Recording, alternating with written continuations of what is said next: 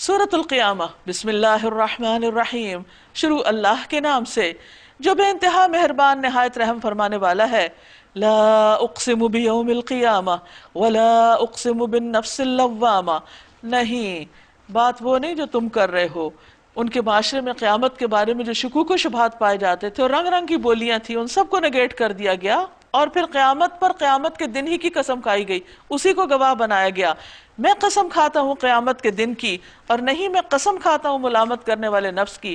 انسان کے اندر تین طرح کے نفس ہیں، ایک نفس امارہ جو برائی پر اس کو اکساتا ہے، لوامہ جو برائی کرنے پر اس کو ملامت کرتا ہے، اور مطمئنہ جب برائی نہ کرے انسان اور برائی چھوڑ کے اچھا کام کرے تو اس کا نفس مطمئن ہوتا ہے، خوش اور راضی ہوتا ہے۔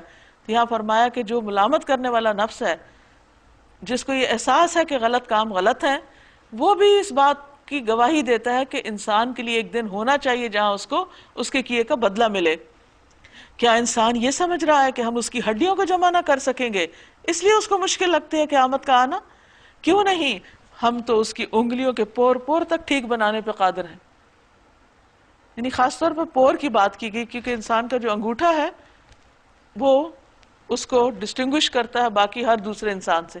ہر انسان کا پرنٹ الگ ہے، یعنی اس کے کروڑوں ڈیزائن ہیں، بلینز اینڈ ٹریلینز جتنے بھی انسان ہیں، قیامت کے دن ہر ایک کے دوبارہ نشان جو ہیں وہ بنا دیے جائیں گے۔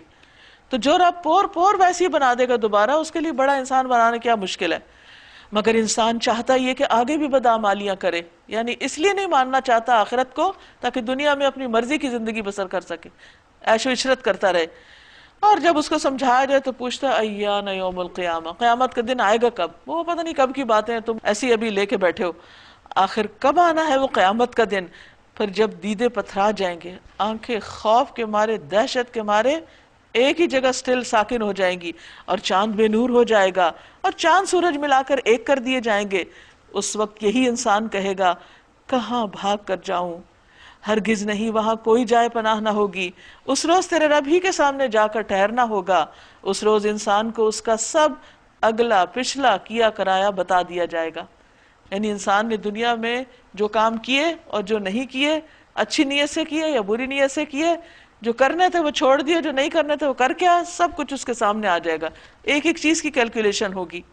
بل الانسان علی نفسہ بصیرہ، کوئی اور نہ بھی بتائے، انسان خود بھی اپنے آپ کو خوب جانتا ہے کہ وہ چاہے وہ کتنی ہی معذرتیں پیش کرے، کتنے ہی ایکسکیوزز دے، کتنی ہی وجہ بتائے، لیکن اس کو پتا ہے وہ کہاں غلط ہے۔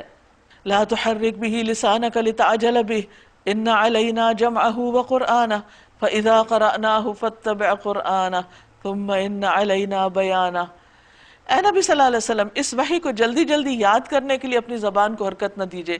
جب آپ پر وحی نازل ہوتی تو آپ کو یہ ڈر ہوتا ہے کہیں بھول نہ جائے، تو آپ اس کو تیزی سے ساتھ ہی پڑھنے لگتے جب جبریل آپ کو پڑھا رہے ہوتے تھے، یعنی اخذ کرا رہے ہوتے تھے۔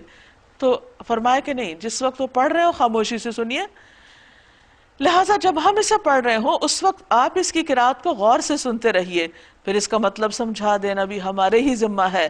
ہرگز نہیں، اصل بات یہ ہے کہ تم لوگ جلدی حاصل ہونے والی چیز یعنی دنیا سے محبت رکھتے ہو، یعنی بیچ میں ایک چھوٹا سا گیپ لا کے دوسری بات کر کے پھر پچھلے سلسلے کو جوڑ دیا گیا کہ تم عمل کیوں نہیں کرنا چاہتے، کیونکہ تمہیں دنیا سے محبت ہے۔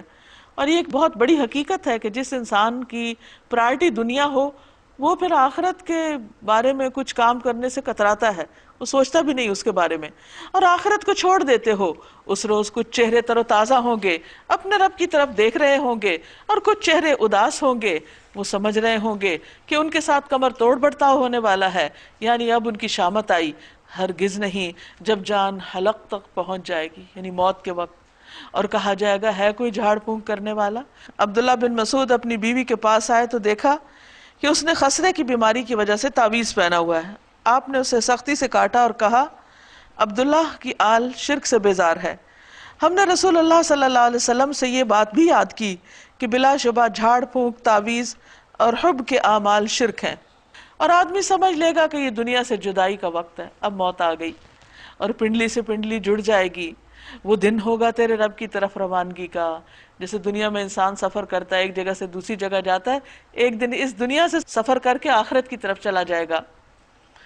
مگر اس نے سچ نہ مانا، یعنی اس دن کو بھولا رہا اور نہ نماز پڑھی۔